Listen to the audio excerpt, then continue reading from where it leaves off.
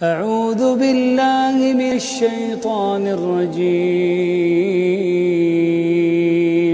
جب رمضان کا آخری عشرہ آتا تو نبی کریم صلی اللہ علیہ وآلہ وسلم اپنا تہمت مضبوط باندھتے، یعنی اپنی کمر پوری طرح کس لیتے، اور ان راتوں میں آپ خود بھی جاگتے اور اپنے گھر والوں کو بھی جگایا کرتے تھے۔ صحیح بخاری حدیث نمبر 2024۔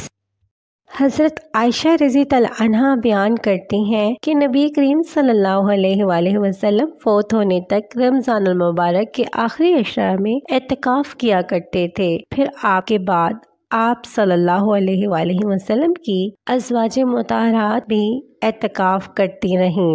بحوالہ صحیح بخاری حدیث نمبر 2026۔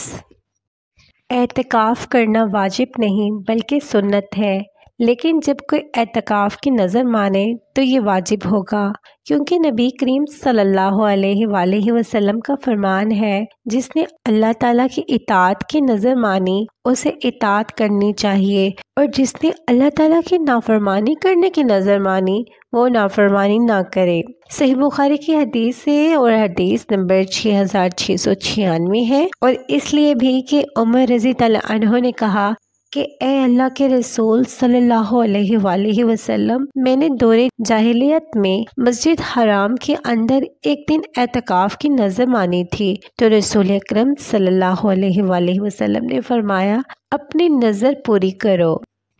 اعتکاف کرنا مشروع، اور اعتکاف اللہ تعالیٰ کے قرب اور اجر و ثواب کا باعث ہے۔ اس میں کوئی شک نہیں کہ اعتکاف کرنا اللہ تعالیٰ کا قرب ہے، اور رمضان میں اعتکاف باقی مہینوں سے افضل ہے۔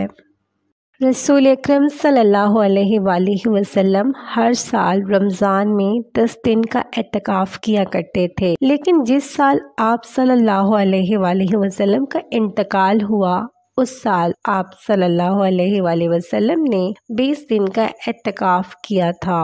بحوالہ صحیح بخاری حدیث نمبر 2044۔ عبادت کی نیت سے مسجد میں گوشے نشین ہونا اعتکاف کہلاتا ہے۔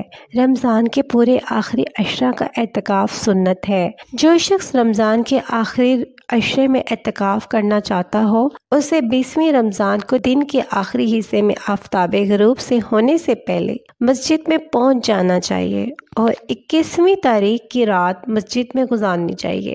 مرد، عورتیں، نابالغ بچے بھی اعتکاف کر سکتے ہیں، لیکن عورتوں کو شوہر کی اجازت حاصل کرنا ضروری ہے۔ اعتکاف مسجد میں کرنا چاہیے۔ عورت بھی مسجد میں اعتکاف کر سکتی ہیں۔